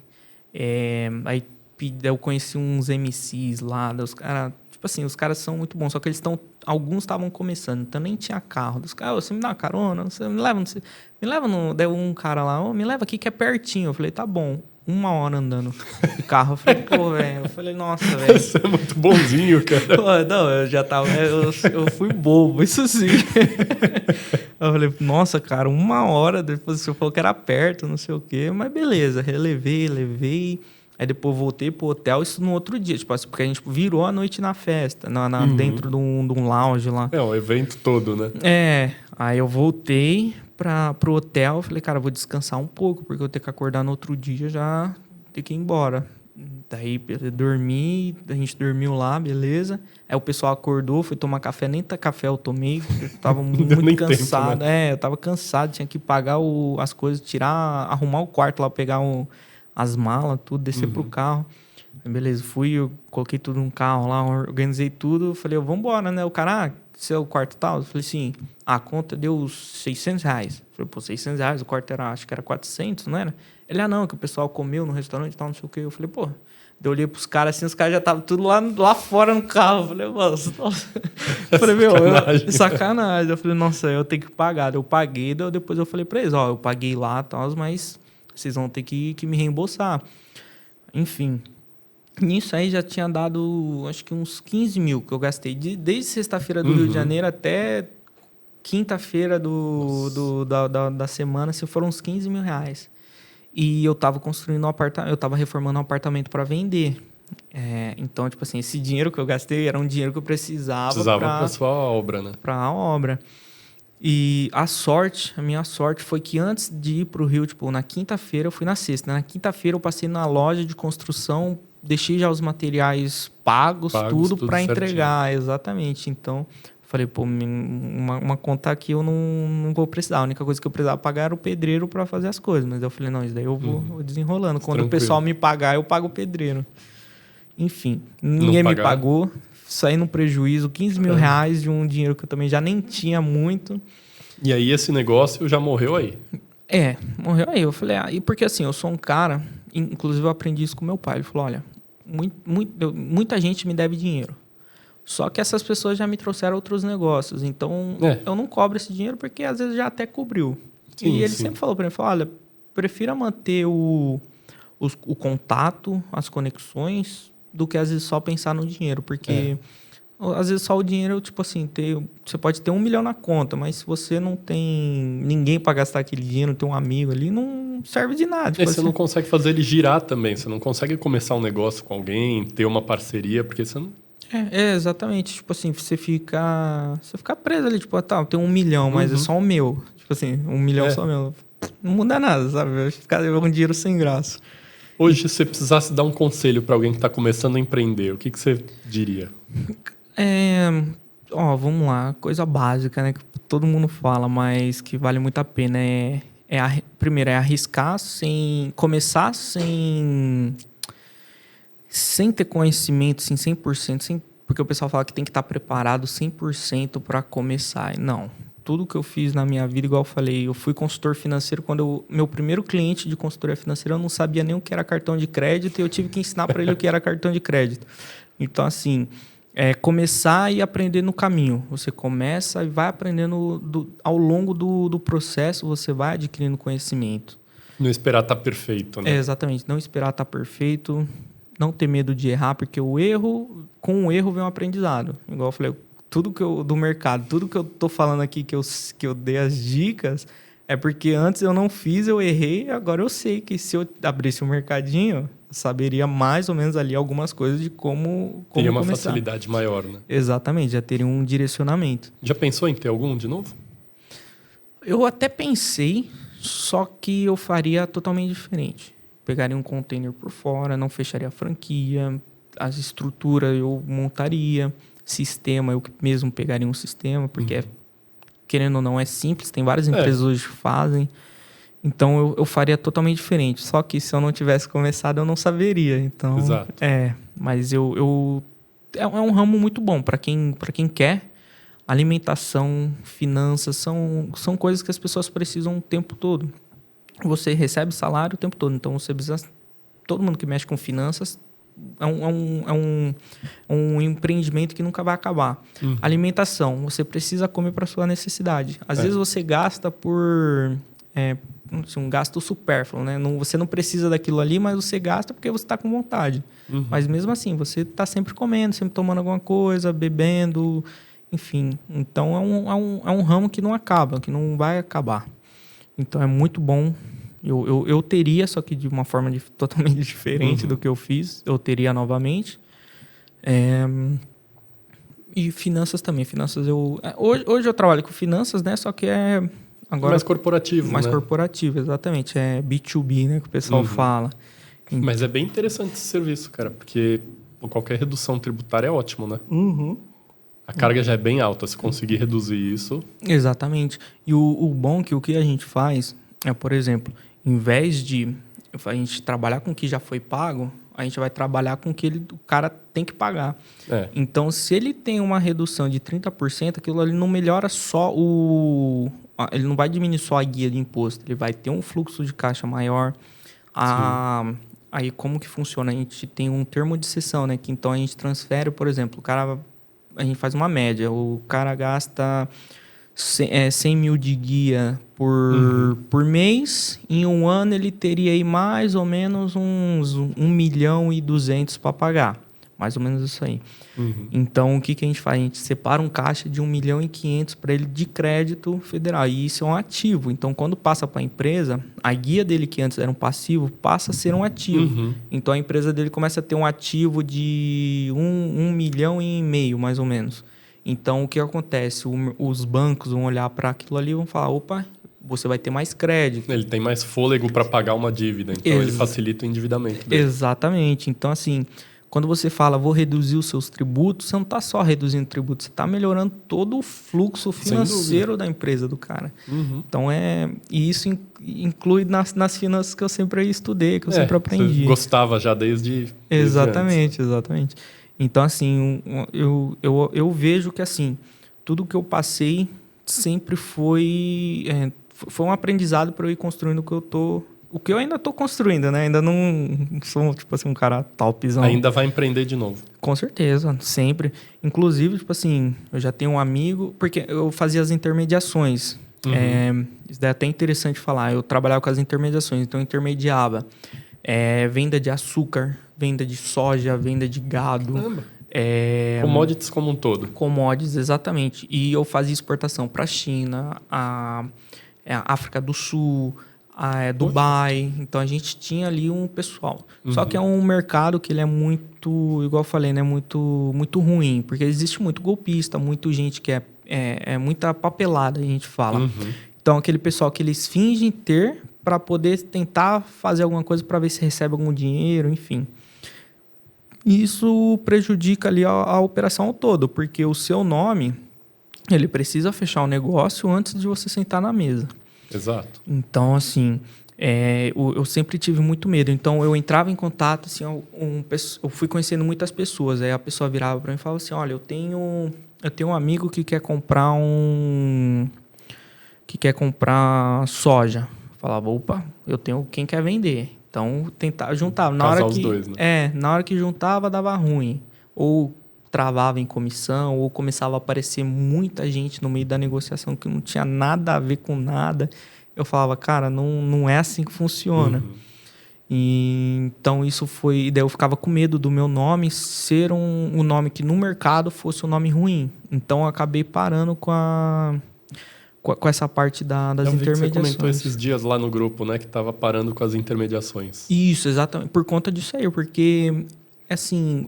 Eu tenho muito contato bom, só que as pessoas entram em contato comigo falando que também tem um contato bom, e quando eu coloco o meu contato para falar com o dele... A pessoa não fecha. Exatamente. Aí o que fica ruim? Fica ruim para mim, porque o cara vira para mim e fala, pô, você só está me trazendo gente furada, então a partir de agora eu não vou acreditar em todo mundo que você está trazendo.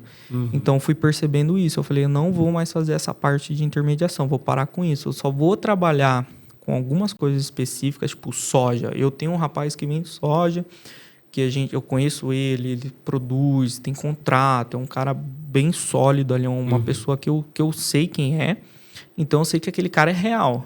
Só que para eu ter um comprador, o cara tem que me comprovar que ele realmente é um comprador. Então, assim, você vai ficando mais chato para poder fechar qualquer negócio. Acaba tendo que fazer toda a triagem do cliente para conseguir colocar ele em contato com o seu fornecedor. Exatamente. Então, porque você tem que ficar chato para fazer negócio. Tanto que o pessoal fala, empresário é chato, não sei o quê.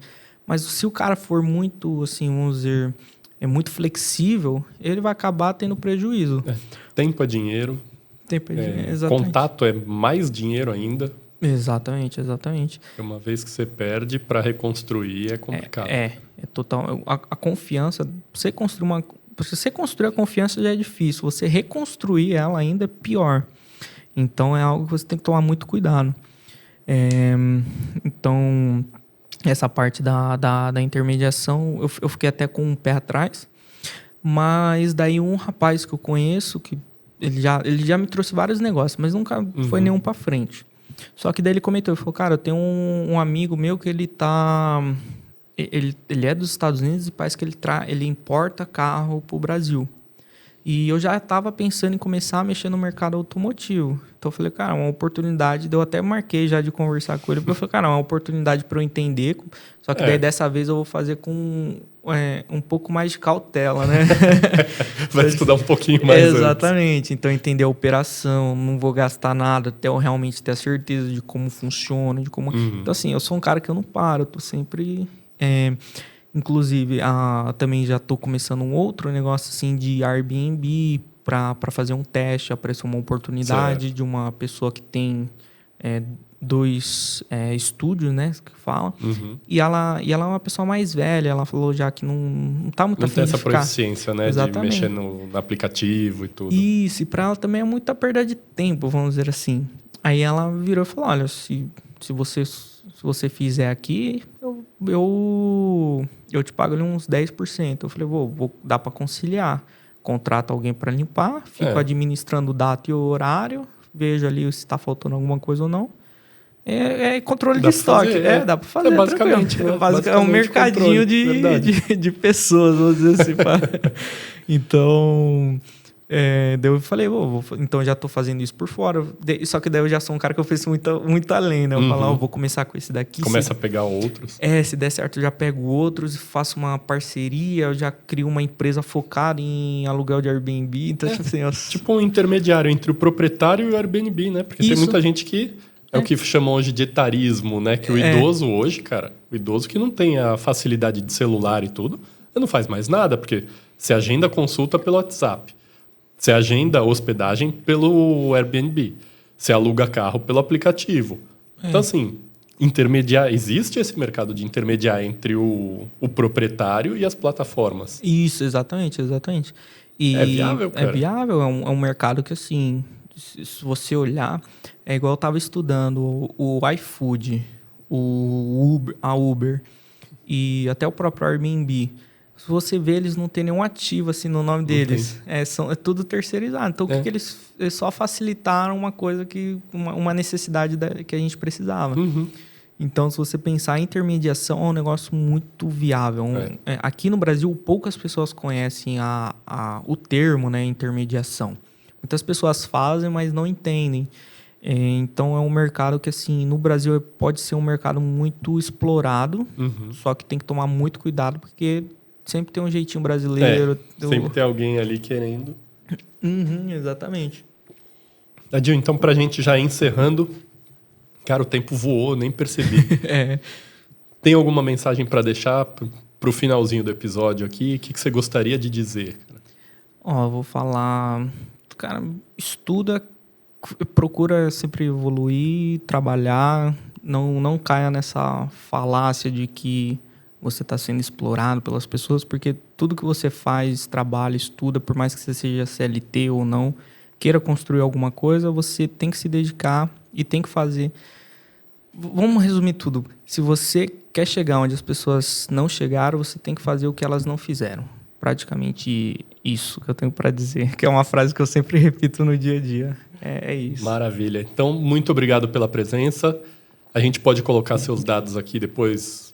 Instagram, algum contato seu? Eu ponho aqui no vídeo no final depois. Pode, com certeza. Muito obrigado. Pessoal, muito obrigado pela audiência e até o próximo episódio. Valeu.